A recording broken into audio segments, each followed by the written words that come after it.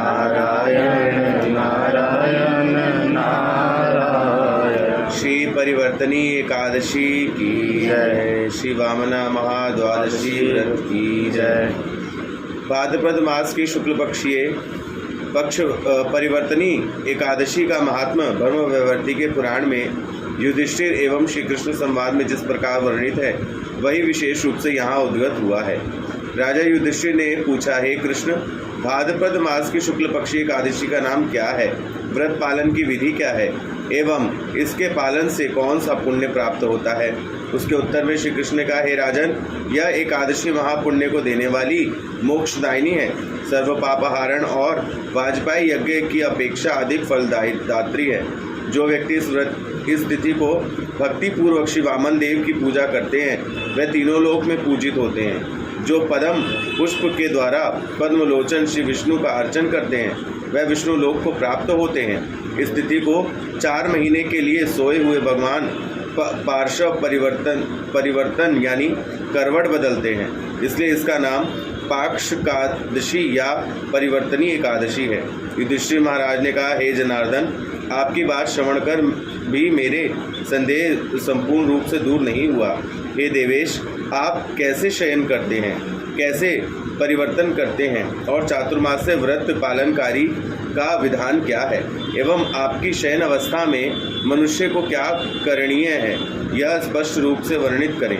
और राजा बलि को बंधन में आबद्ध क्यों रखा, यह भी वर्णन कर मेरा समस्त संदेह दूर करें। श्री कृष्ण ने कहा, हे नृपश्रेष्ठ, त्रेता युग में दैत्य कुल में आविर्भूत प्रहलाद महाराज के पौत्र बलि मेरे बड़े प्रिय थे।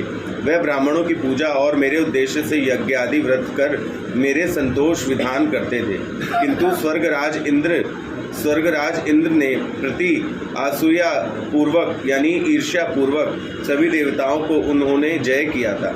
इसलिए देवताओं सहित इंद्र मेरी शरणापन्न हुए। उनकी प्रार्थना से मैं ब्राह्मण बालक के वेश में वामन रूप में बलिराज के यज्ञ स्थल में उपस्थित हुआ। उनके निकट मैंने मात्र 3 पग भूमि के लिए प्रार्थना की थी। उस तुच्छ वस्तु से और भी श्रेष्ठ पदार्थ उनको देने चाहने पर भी मैंने केवल 3 पग भूमि का दान ही मांगा। दैत्य गुरु शुक्राचार्य ने मुझे भगवान रूप में पहचानकर बलि को यह दान करने से निषेध किया, किंतु सत्याशी बलिराज ने गुरु का निषेध उल्लंघन कर मुझे दान देने का संकल्प किया। तब मैंने एक पैर से नीचे के 7 लोग, दूसरे पैर से ऊपर के सारे लोग पर अधिकार कर लिया। फिर तीसरे पैर के स्थान की प्राप्ति से बलि ने अपना मस्तक झुका दिया। उस पर मैंने अपने पद स्थापन कर दिए। उनके व्यवहार से संतुष्ट होकर उससे कहा, मैं सर्वदा तुम्हारे निकट वास करूँगा। भाद्रपद की शुक्ल पक्षी एकादशी को भगवान श्री वामन देव की एक मूर्ति बलिराज के आश्रम में स्थापित हुई। द्वितीय मूर्ति क्षीर सागर में उन्नत देवी की गोद में शयनोकादशी से उत्थान एकादशी तक 4 मास तक शयनावस्था में रहती है। इस 4 मास में जो व्यक्ति निर्दिष्ट नियम व्रत या जप आदि छोड़कर दिन व्यतीत करते हैं, उस मूर्ख को जीवित रहते हुए भी उसे मृत कहकर जानना। श्रावण मास में साग, भाद्रपद मास में दही, अश्विनी में दूध एवं कार्तिक मास में आमिष, वैष्णवों के लिए मांस कलाई वर्जनीय है।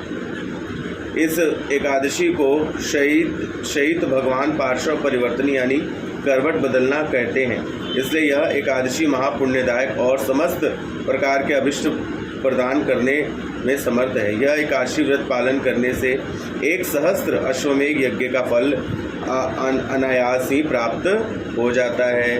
श्री परिवर्तनी एकादशी की जय।